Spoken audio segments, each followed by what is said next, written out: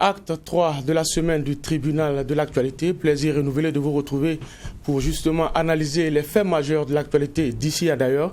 Bienvenue sur les médias leaders Truth TV et Watt FM. Vous le savez, nous sommes également accessibles sur les plateformes Facebook et YouTube. Je suis Adam Scalet Ouedraogo. Bienvenue à ce tribunal. Bonjour, monsieur les juges.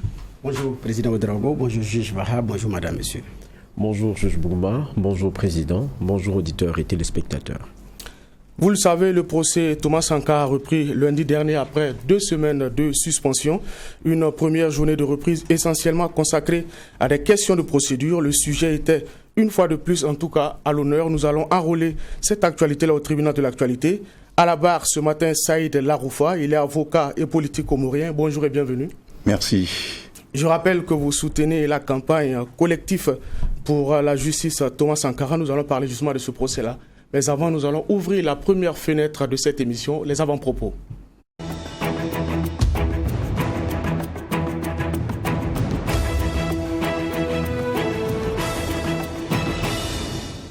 Et pour cette première partie, nous allons donner la parole au juge. Juge Bougma, qu'est-ce qui retient votre attention?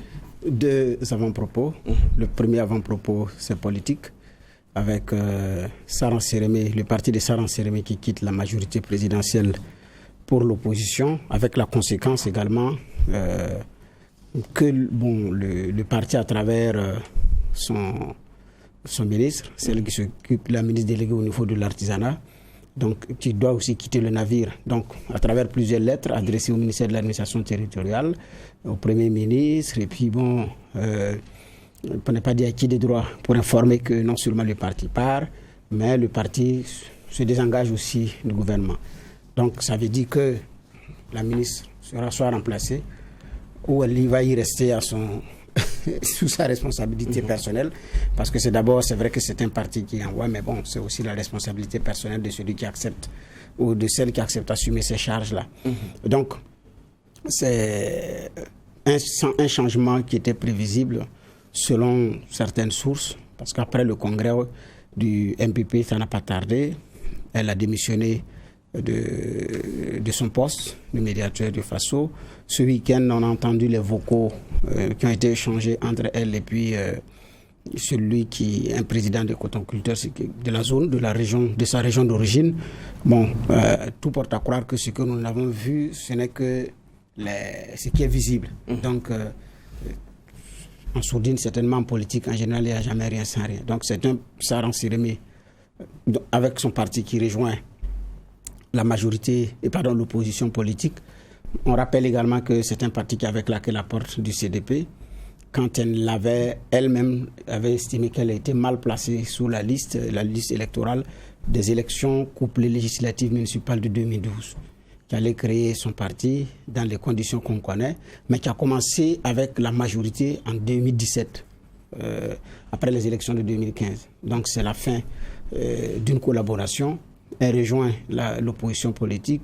Donc on attendra de voir comment est-ce que les choses vont évoluer dans ce registre-là, puisqu'il s'agit seulement d'écrire au ministre pour dire j'ai rejoint la majorité. Est-ce qu'elle va siéger au chef de file de l'opposition ou bien elle va faire comme certains partis politiques,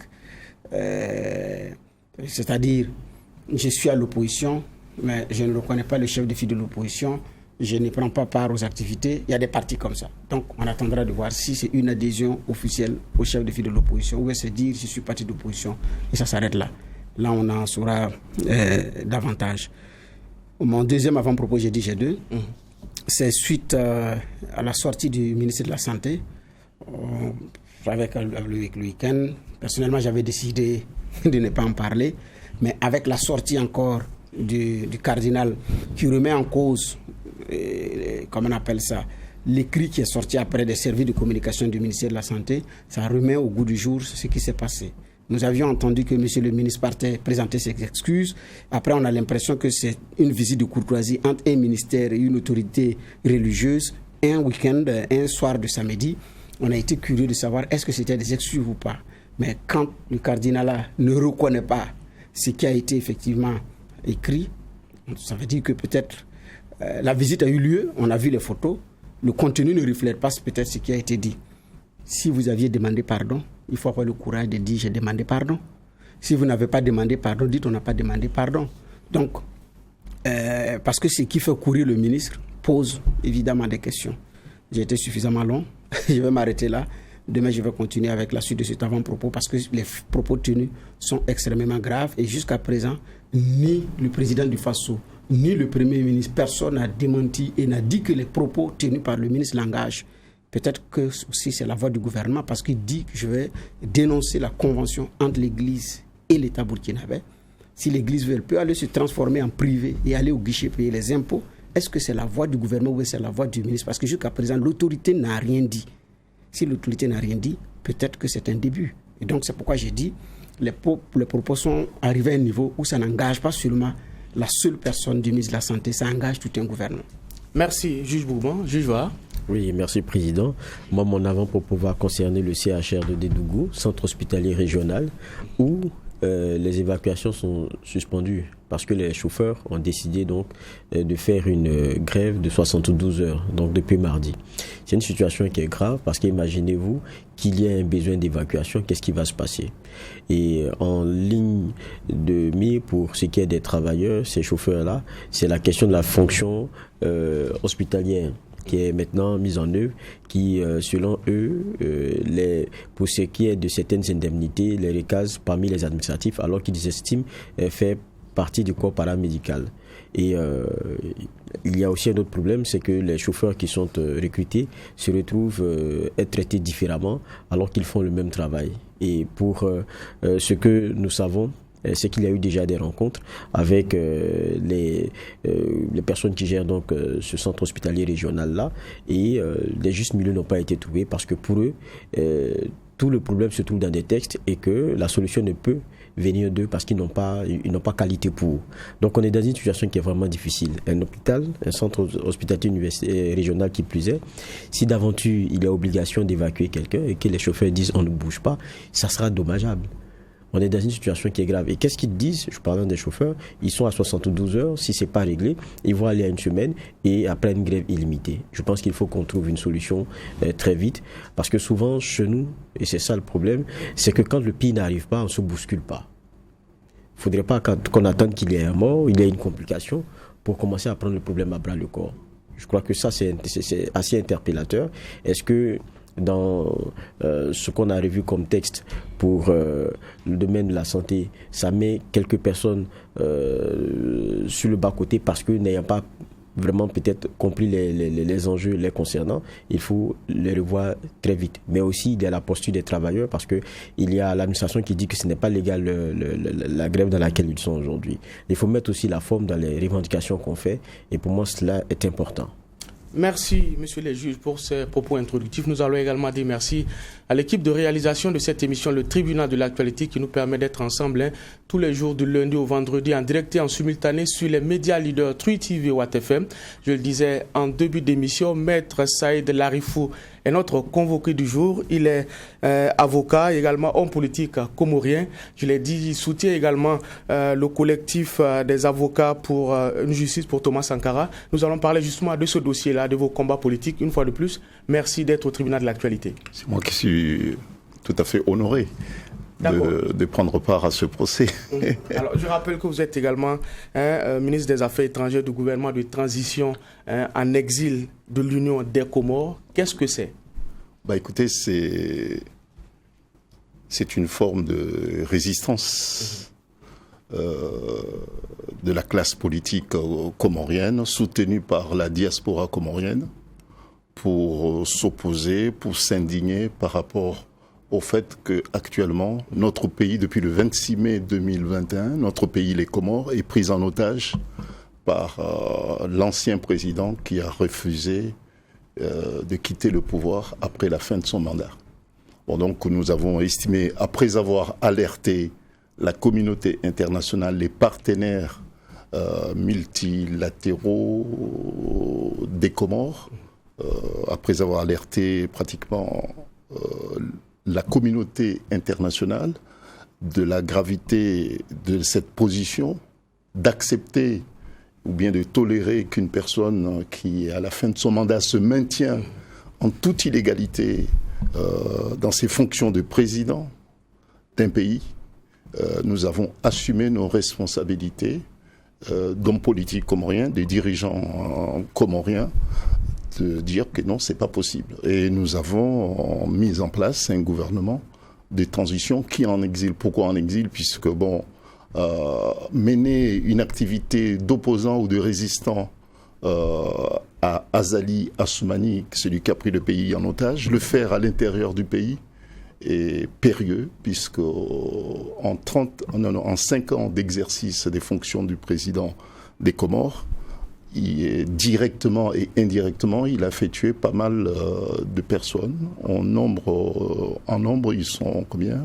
33 personnes qui ont été tuées pour des motifs politiques en 5 ans d'exercice de mandat présidentiel. Pour un petit pays de 900 000 habitants, c'est beaucoup. Et d'autant plus que ces assassinats politiques n'ont fait l'objet d'aucune enquête judiciaire. Nous avons été amenés à saisir les juridictions internationales, puisque chez nous, on a un pays, mais on n'a pas d'État. Et nous avons été amenés à saisir les juridictions internationales et étrangères pour justement faire juger ces crimes commis aux Comores. Alors, vous l'avez dit, ce gouvernement est une forme de résistance. Est-ce que justement, avec cet instrument-là, vous arrivez à faire changer, à faire bouger les lignes?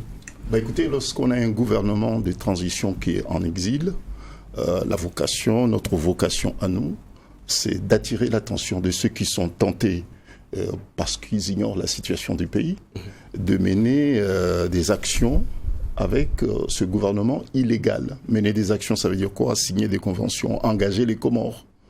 Nous ne pouvons pas accepter que notre pays, les Comores, soit engagé par des personnes qui n'ont aucune légitimité ni politique, ni constitutionnelle. Donc notre mission, ma mission à moi en tant que ministre des Affaires étrangères de ce gouvernement d'exil, de transition en exil, c'est d'attirer l'attention de la communauté internationale, attirer l'attention des partenaires des Comores, pour dire faites très attention, puisque non seulement il s'est maintenu en toute illégalité au pouvoir, mais en plus il commet des crimes, et certains relèvent de la juridiction internationale, c'est ce qu'on appelle les crimes contre l'humanité. Donc ceux qui seraient tentés d'aller très loin dans leurs engagements avec colonel Azali Assoumani, il faut qu'ils sachent qu'ils peuvent être poursuivis pour complicité. Puisque reconnaissant ce régime illégal, tortionnaire, meurtrier, ils se rendent complices quelque part. D'accord. Voilà. Monsieur le juge. Alors, un gouvernement de transition en exil, je suis curieux de savoir quelle affaire vous expédiez. Bon, je l'ai dit tout à l'heure, que lorsqu'on est en exil, on exerce des fonctions d'un gouvernement en exil, on n'a pas une prise immédiate et quotidienne sur la vie quotidienne de nos concitoyens comoriens. Mais notre mission, je ne dirais pas que ça arrête, mais notre mission s'exprime principalement dans la dénonciation, dans la remise en cause de ce qui se passe aux Comores, et puis la recherche d'une solution durable et pérenne pour sortir notre pays de la situation d'insécurité juridique, d'insécurité politique dans laquelle se trouve le pays actuellement. Bon, donc c'est ça la fonction principale d'un gouvernement en exil. Bon, c'est de sortir le pays de l'impasse politique, institutionnelle dans laquelle il se trouve. Alors, vous faites le combat à l'extérieur, et ceux qui sont à l'intérieur, comment ils font? Ceux qui sont des relais à l'intérieur. Voilà, ceux qui sont à l'intérieur l'expriment, puisque nous sommes un pays tout à fait, je dirais, qui n'a pas une tradition de la révolte. Vous voyez? Mais il y a une forme d'expression du refus qui se manifeste aux Comores, par exemple par le fait que Azali Assoumani est rejeté dans les cérémonies religieuses, dans les cérémonies sociales. Il est obligé de contraindre les Comoriens pour accepter ce qu'il leur impose. Il a mis en place aux Comores une politique de terreur, une politique, je l'avais dit tout à l'heure, et même les Nations Unies, la Commission des droits de l'homme des Nations Unies, qui a dépêché sur place des experts qui sont allés, qui ont relevé effectivement des cas de torture, des cas de privation manifeste de l'expression politique de l'opposition. Bon, donc, sur place, l'opposition se manifeste, mais se manifeste par rapport à des moyens qu'ils ont à leur disposition. Ils attendent beaucoup de la diaspora, des actions menées par la diaspora comorienne qui, depuis 2 ans et demi, tous les week-ends, que ce soit à Marseille, que ce soit à Paris et dans les principales villes de France et même d'outre-mer, à l'île de la Réunion également, à Madagascar et même dans certains pays d'Afrique, là où il y a une communauté comorienne, tous les week-ends, les Comoriens se manifestent pour justement exprimer leur ras-le-bol, leur refus à ce régime qui tue en toute impunité, à ce régime qui prive les Comoriens à leur droit pour un État de droit. Juge Var. Oui.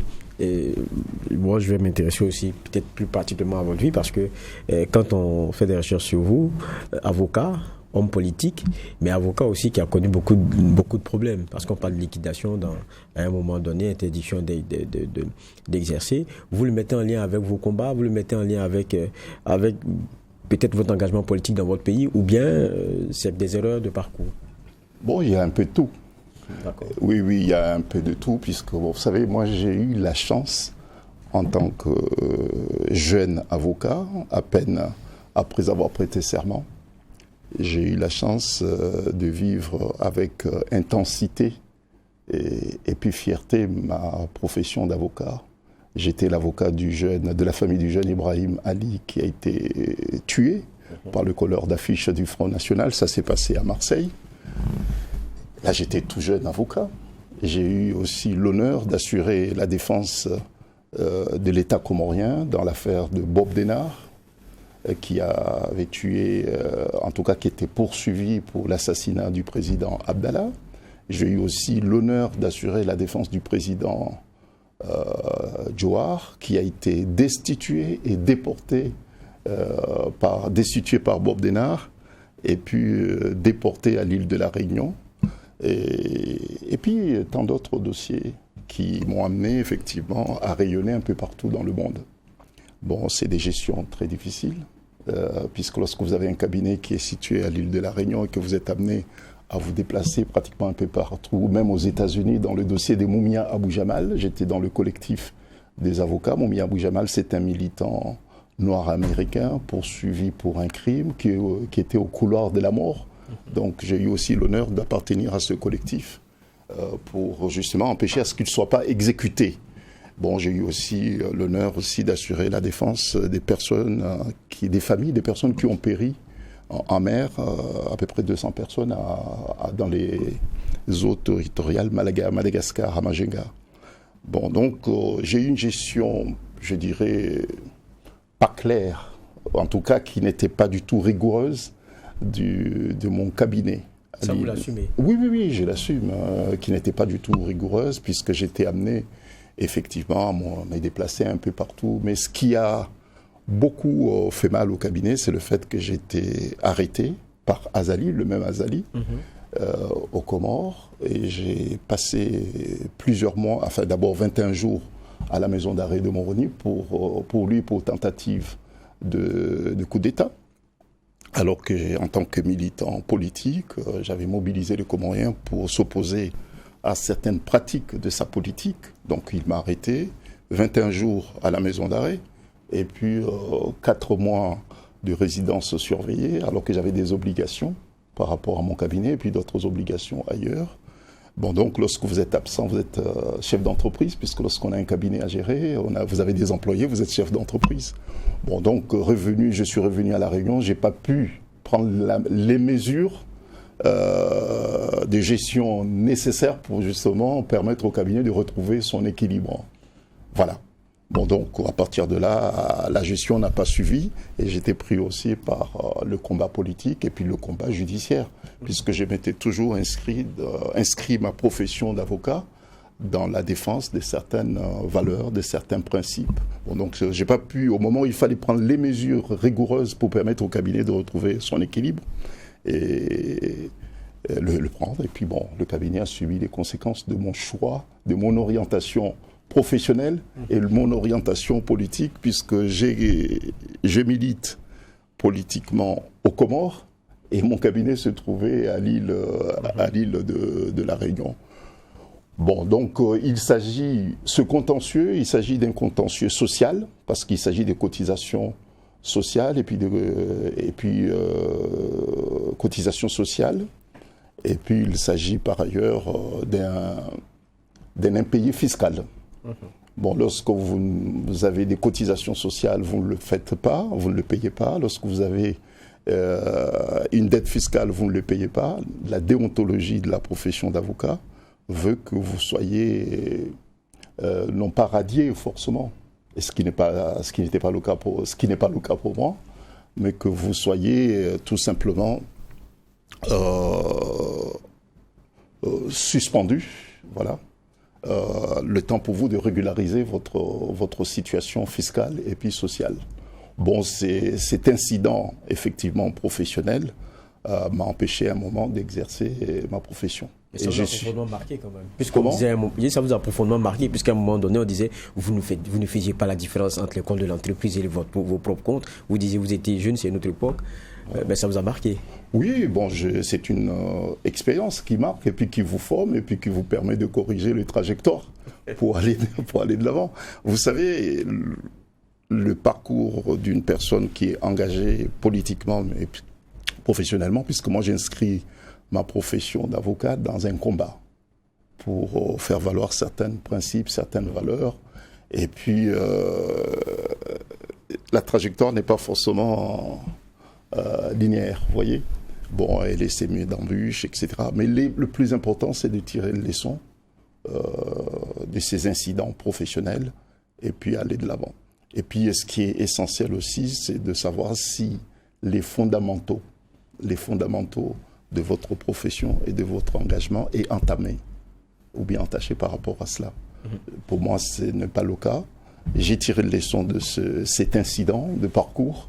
Et puis, bon, l'essentiel, c'est d'aller de l'avant. Vous dites que le plus important pour vous, c'est défendre certaines valeurs. Je me rappelle qu'en avril 2020, vous avez senti encore très engagé. Après le propos, c'est quoi ? Mira sur LCI. Mira.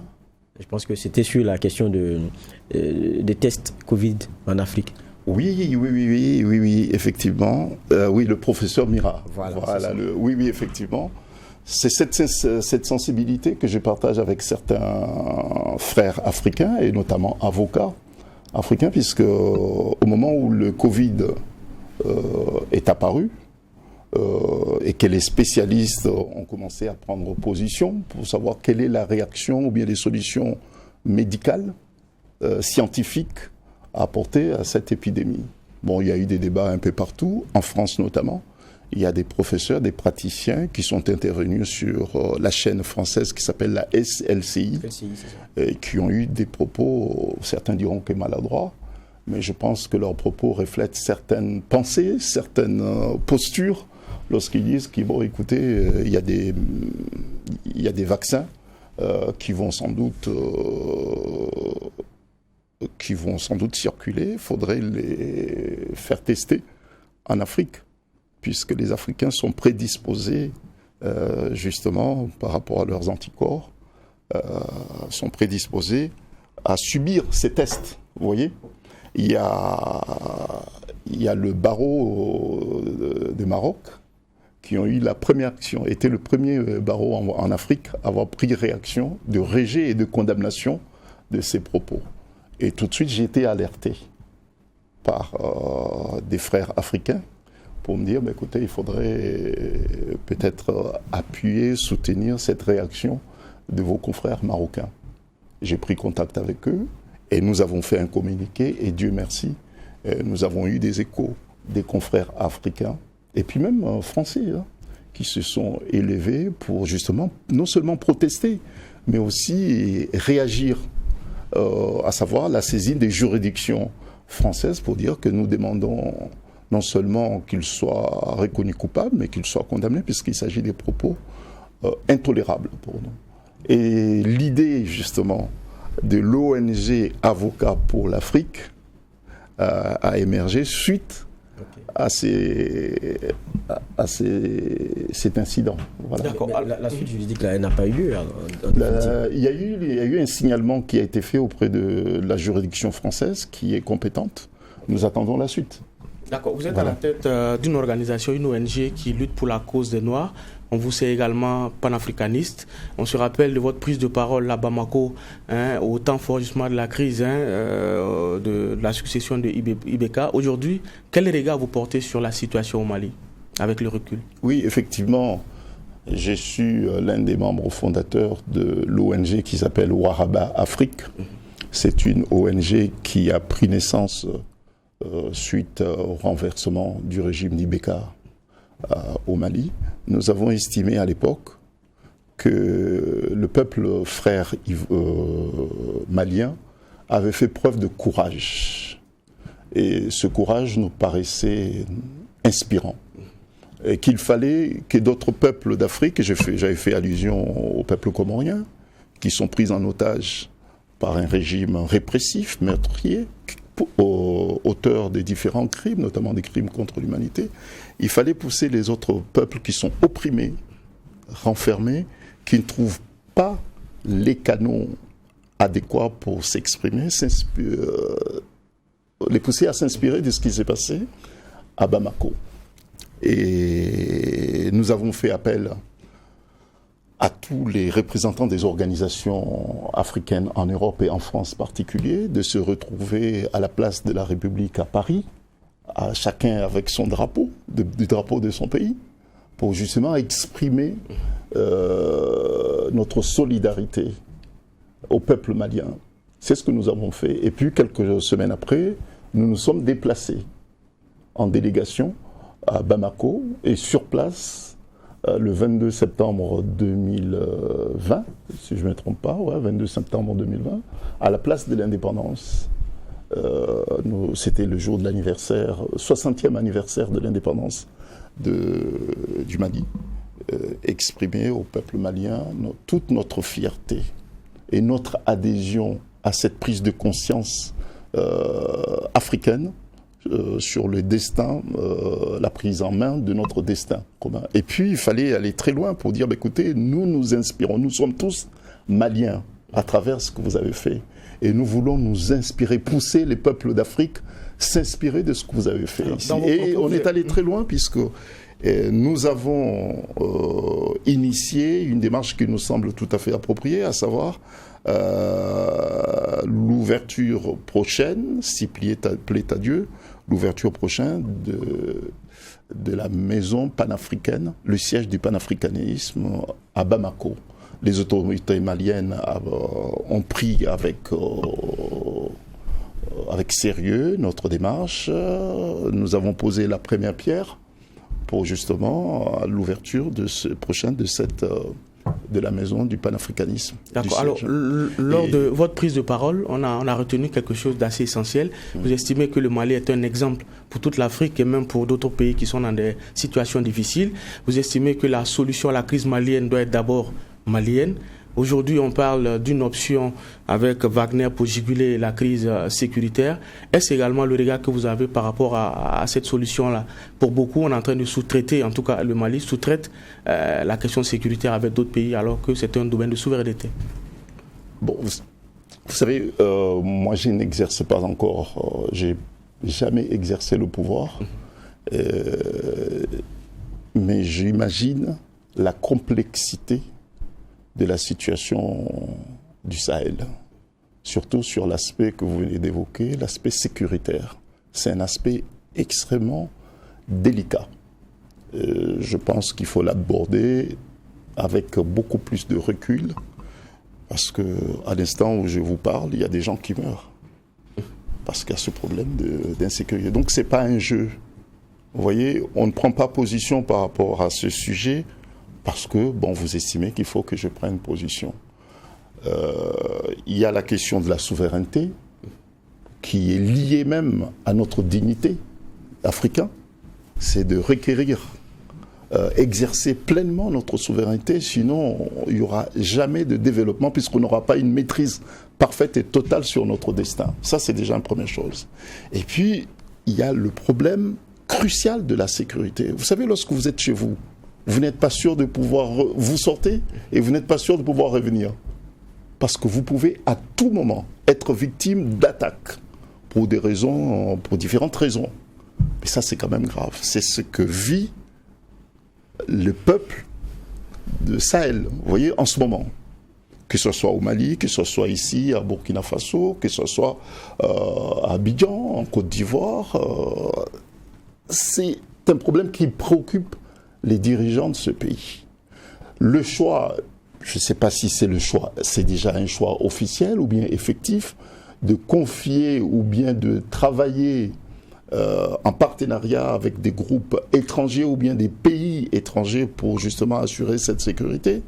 Moi, je trouve que si c'est une position de circonstance, il faudrait qu'à l'avenir, puisque je souhaiterais aussi parler de l'avenir de l'Afrique, je pense qu'il faudrait qu'à l'avenir immédiat, si c'est possible, que les Africains se retrouvent sérieusement. Je ne parle pas de ceux qui exercent le pouvoir forcément, puisqu'il y a ceux qui exercent le pouvoir, il y a ceux qui font la politique.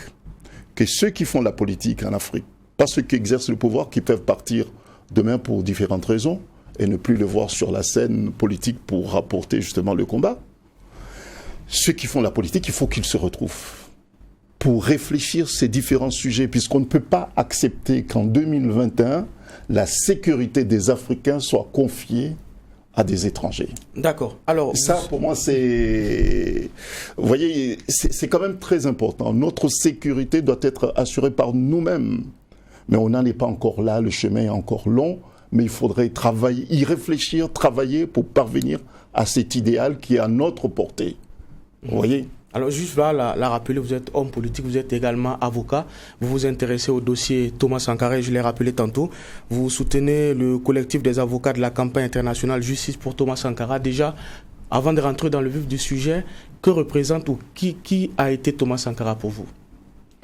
Bon, bien sûr qu'il est burkinabé, il était burkinabé, et vous avez fait de ce Thomas Sankara ce qu'il était devenu, puisque le destin de votre pays, de notre pays frère, était entre ses mains et ceux qui étaient autour de lui, qui l'ont accompagné, ses compagnons de combat. Mais au-delà de ça, il avait une vision, qu'on l'aime ou bien qu'on ne l'aime pas, mais il avait une vision qui était partagée au-delà de vos frontières. Vous voyez ? Et je suis venu ici pour l'ouverture du procès, et je suis parti, je suis revenu également pour vivre cette histoire. Vous voyez cette histoire sur l'aspect burkinabé, ce qui est tout à fait normal, mais nous vivons cette histoire aussi parce qu'elle est africaine, vous voyez. Et elle est africaine, nous ne voulons pas être tout simplement ceux qui vont lire le journal le matin, apprendre que le procès s'est tenu comme ça, etc. Il y a eu des prises de position. Non, nous les Africains, c'est notre histoire aussi. Les propos, la prise de position, la posture de l'homme, Sankara, dépasse vos frontières. Dépassez vos frontières, vous voyez. Ce procès, il faudrait que les gens soient conscients que c'est un procès qui est tenu. C'est un ancien chef d'État africain, tué par des Africains, et que le procès se tient 34 ans en Afrique, c'est une première étape. Une première étape décisive dans le combat mené par nous contre l'impunité des crimes, notamment les crimes politiques.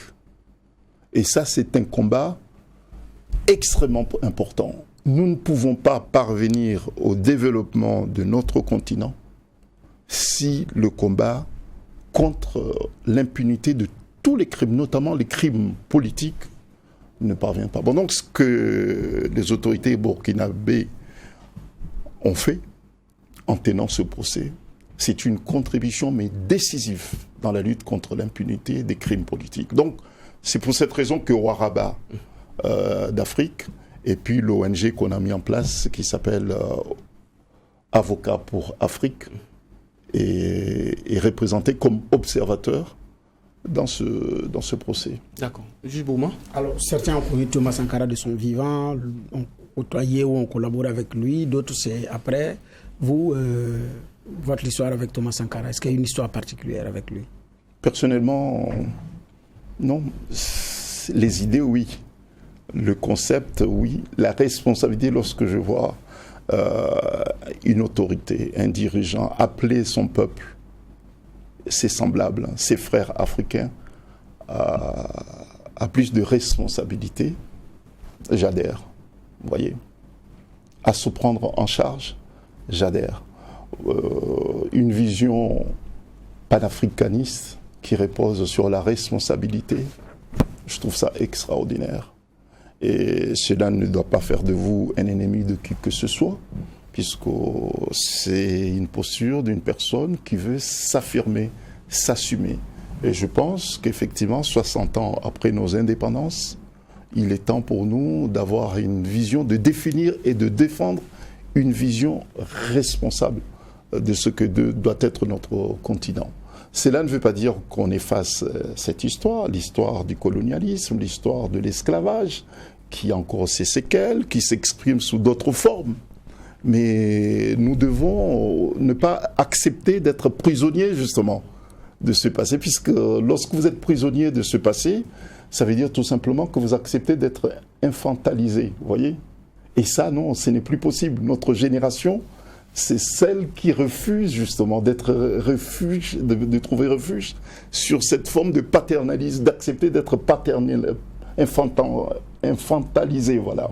Non, nous ne voulons pas, nous ne sommes plus des enfants, nous sommes des gens responsables, nous voulons être responsables pour notre continent. Et c'est pour cette raison qu'on dit que, écoutez, oui, il faut trouver des postures, il faut trouver des discours fondateurs qui peuvent aider les générations futures d'Africains à s'identifier et puis aller de l'avant. Et c'est pour cette raison aussi que, étant politique, nous sommes en train d'identifier,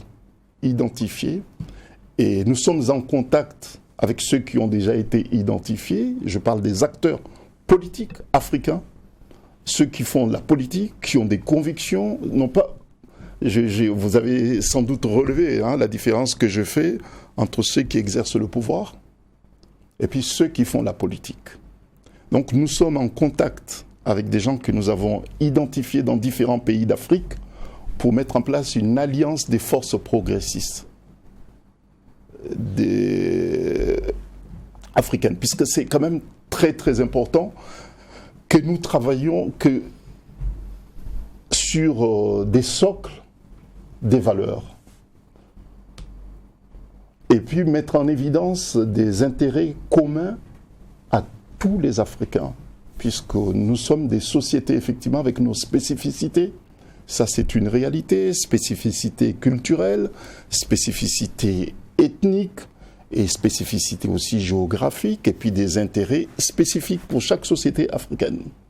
Mais nous devons aussi parvenir à mettre en évidence et puis défendre des intérêts et puis des valeurs communes qui existent encore, heureusement qui existent. Bon, donc nous devons travailler là-dessus. Et lorsque vous lisez Sankara, ses discours, et puis d'autres également, je ne parle pas que Sankara, mais lorsque vous voyez d'autres leaders qui ont marqué l'histoire du continent et qui ont fait la politique comme étant leur combat, et vous dites que, écoutez, oui, nous avons des repères.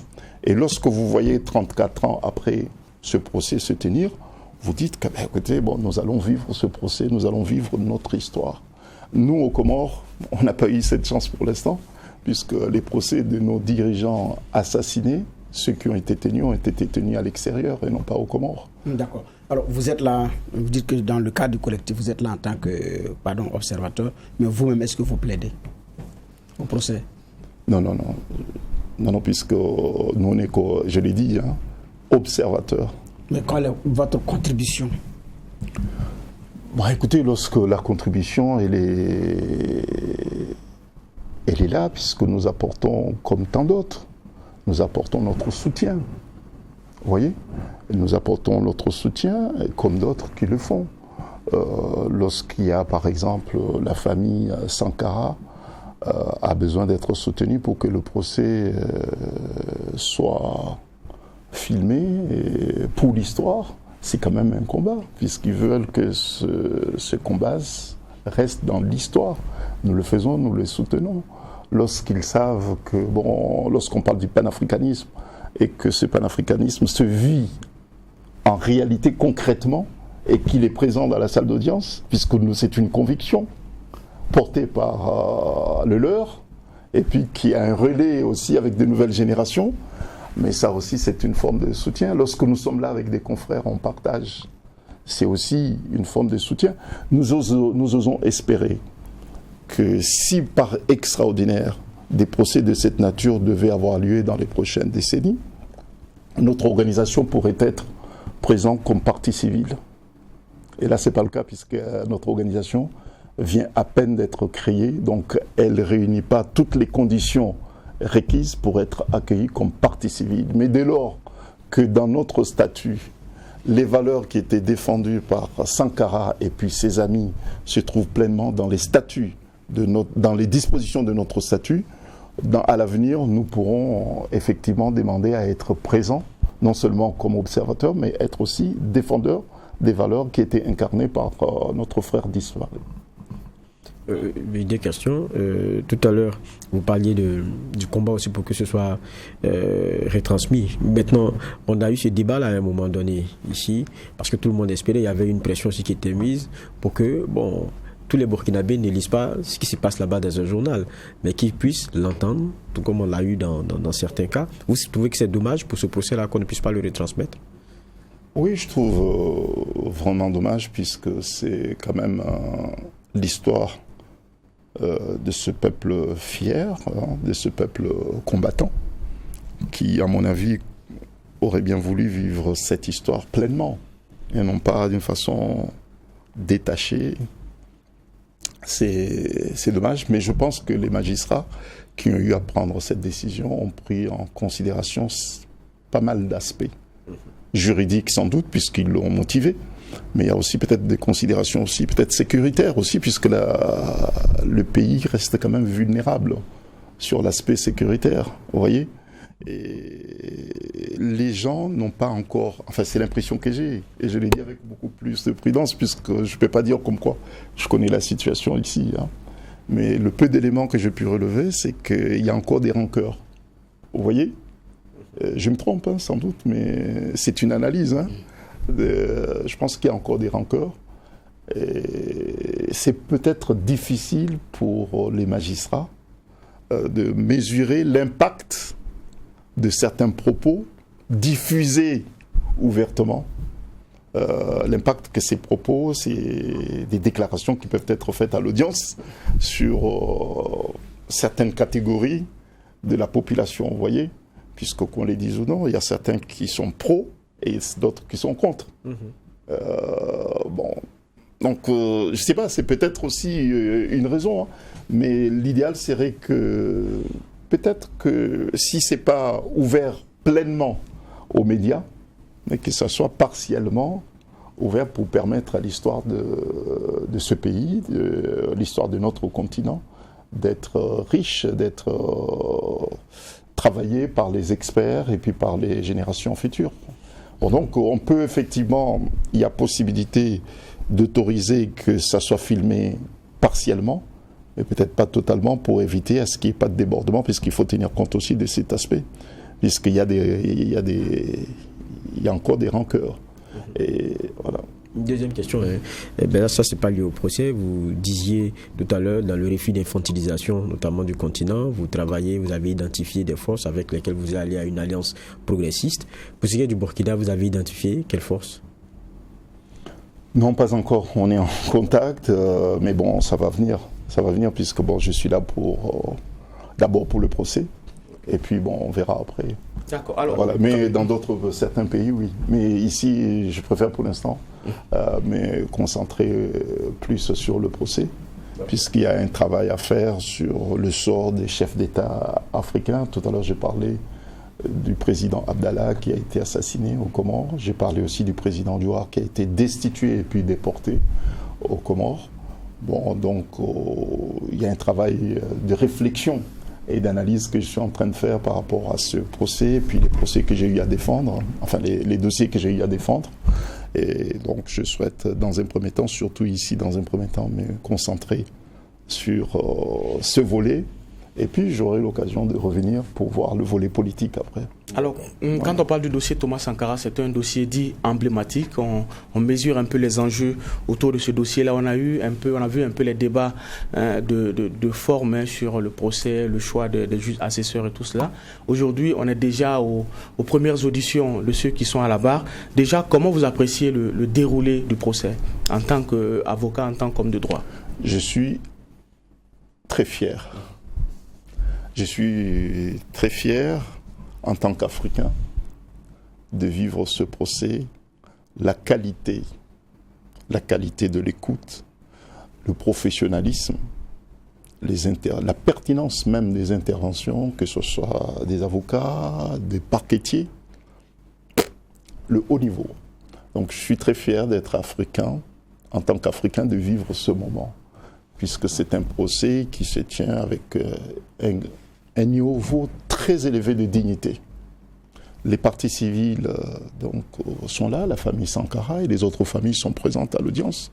Ils font preuve de dignité et de retenue exceptionnelle. Les avocats, que ce soit ceux de la partie civile, que ce soit ceux de la défense, chacun défend avec des arguments, avec un professionnalisme, un engagement, leurs clients, leurs dossiers, et puis les magistrats, surtout le président de l'audience, je l'ai vu très détaché, ferme, détaché, puis mener cette audience avec professionnalisme. Donc, je pense que l'Afrique dispose à la fois des institutions et puis des ressources humaines susceptibles de conduire notre continent de l'avant. Ça, j'en suis persuadé. Ce procès me donne l'occasion de l'affirmer ici, mais je le ferai aussi ailleurs. Bon, maintenant, les institutions sont là. Les hommes sont formés pour justement accompagner ces institutions. Il n'y a qu'une seule chose qui nous fait défaut, la volonté politique. C'est ça ce qui nous fait défaut, en fait. Les professionnels sont là, l'exemple burkinabé est là pour l'illustrer. Vous voyez ? 34 ans, s'il vous plaît, tenir un tel procès avec un niveau élevé de professionnalisme, je dis chapeau. Alors, vous dites chapeau, vous êtes avocat du tribunal militaire. Il y en a qui ne veulent pas en entendre parler, c'est un tribunal d'exception qui décrit. Alors, pour l'avocat que vous êtes, moi je veux vous entendre là-dessus. Qu'est-ce que vous en dites ? Les juridictions d'exception existent partout. Vous voyez ? Ce qui est important dans les juridictions, le respect des règles. Le principe du contradictoire, le respect des droits de la défense, le respect des droits aussi des victimes, de ceux qui poursuivent, qui demandent réparation. Dès lors que les fondamentaux d'une justice équitable, d'une justice impartiale, d'une justice diligente, d'une justice qui garantit aux parties leurs droits et l'équité, pour moi, il n'y a pas de problème. Bon, là, on parle de juridiction militaire. Bon, je ne sais pas, la discussion, elle est ouverte, elle est très ouverte. Je ne peux pas dire que je connais ce dossier, ça, il faut quand même... je connais certains aspects, mais je ne connais pas le dossier. Moi, je suis un observateur, je ne connais pas, il n'y a que ceux qui sont dans le dossier, qui savent tout ce qu'il y a dans le dossier. On parle de 20 000 pièces. C'est énorme, vous voyez ? Donc, moi, je ne connais pas ce dossier. Mais ce que je sais, c'est que j'ai assisté, j'ai entendu des avocats de la défense et des parties civiles, j'ai vu des parquetiers prendre la parole, chacun défendre son client, avec des arguments qui tiennent, etc. Et puis des échanges virils entre les parties. Je dis, bon, on dit que les personnes poursuivies étaient des militaires. Les faits ont été commis au moment où eux, ils exerçaient, peut-être ils avaient le statut de militaire. Bon, est-ce que la définition voudrait que ce soit une juridiction militaire qui les juge ?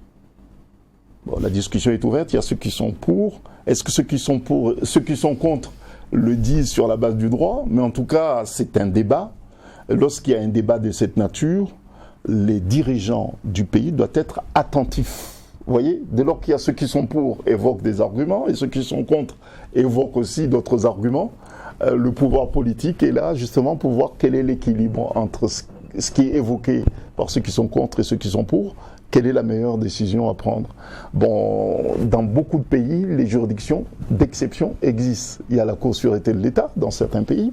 Ici, on parle de juridiction militaire puisqu'on estime que les faits ont été commis par des militaires dans l'exercice de leurs fonctions. Vous voyez? Bon, il y a certains qui disent que bon, l'ancien président bénéficie de l'immunité des fonctions, et puis d'autres disent, bah, écoutez, il ne peut pas bénéficier de l'immunité puisque bon, il n'était pas président au nom des faits, vous voyez. Bon, la discussion, elle est riche, hein, très, très scientifiquement, juridiquement, elle est riche, abondante, la discussion. Bon, donc, on ne peut pas, c'est très difficile. Est-ce qu'il faut supprimer cette juridiction d'exception? Ça ne relève pas de ma compétence. Moi, je ne suis pas d'ici, mais je donne un avis d'un observateur pour dire que non, il ne faut pas vous plaindre si vous avez une juridiction. C'est jamais une bonne chose, c'est vrai, une juridiction d'exception, si cette juridiction porte atteinte aux fondamentaux. Chez nous, par exemple, aux Comores, il y a la Cour de sûreté de l'État. J'ai eu à défendre des personnes, en tant qu'avocat, devant la Cour de sûreté de l'État comorien, mais j'ai refusé. J'ai demandé à mes clients de se taire. Pourquoi? Parce que cette juridiction n'accorde pas aux accusés le droit à un double degré de juridiction. Vous voyez? Si la Cour juge, une fois, c'est fini. Vous n'avez même pas la possibilité d'exercer un recours. De faire appel. De faire appel. Et ça, c'est prévu et condamné par les conventions internationales. La possibilité pour un condamné de se pourvoir en appel ou bien en cassation, c'est un droit fondamental. C'est ce qui n'est pas prévu par la Cour de sûreté de l'État comorien. Donc j'ai eu à demander à mes clients de se taire et de ne pas accepter d'être jugés, puisque pour moi c'est une violation flagrante des conventions signées par les Comoriens. Je ne parle même pas de la constitution comorienne ni de la loi comorienne qui l'a instaurée, mais je parle de l'engagement international des Comoriens. Il y a pas mal de pays qui ont la Cour de sûreté de l'État, mais qui prévoient le double degré de juridiction. D'accord. Juste voilà, peut-être dernière question ou commentaire avant qu'on ne referme cette émission. Ma dernière question, c'est que vous êtes venu pour le procès, vous le suivez. Est-ce qu'il n'y a pas quelque chose qui manque avec les absences qu'on a? Comment? Vous êtes venu, vous regardez le procès, vous le suivez. Est-ce qu'il n'y a pas quelque chose, vous n'avez pas l'impression qu'il y a quelque chose qui manque, notamment avec les commentaires sur les absences? Bon, je vais vous dire une chose. Je le dis librement, puisque je suis un homme libre. Il y a deux absences. Lorsque le président Macron est venu à Ouagadougou, il y a une promesse qui a été prise de déclassification de certains éléments de ce dossier. La déclassification, elle est partielle, elle n'est pas effective. Ça, c'est regrettable, puisque c'est une promesse non tenue. Et on ne doit pas vivre partiellement cette histoire. On veut la vivre pleinement. Ça, c'est un premier point. Il y a l'absence aussi qui est troublante. Mais l'histoire va de l'avant, vous voyez. Et c'est l'absence de l'ancien président. Sa présence, quel que soit son état, sa présence dans ce dossier aurait, à mon avis, contribué beaucoup à l'apaisement. Ça aurait été pas facile pour lui d'être présent. Pour lui et puis pour ses partisans, puisqu'il a des partisans. Ça n'aurait pas été facile pour eux de le voir revenir, et même pour lui aussi, de le venir, puisqu'il est parti dans des circonstances complexes. Et revenir, ça aurait été, peut-être même pour lui, thérapeutique. Difficile, mais thérapeutique pour lui.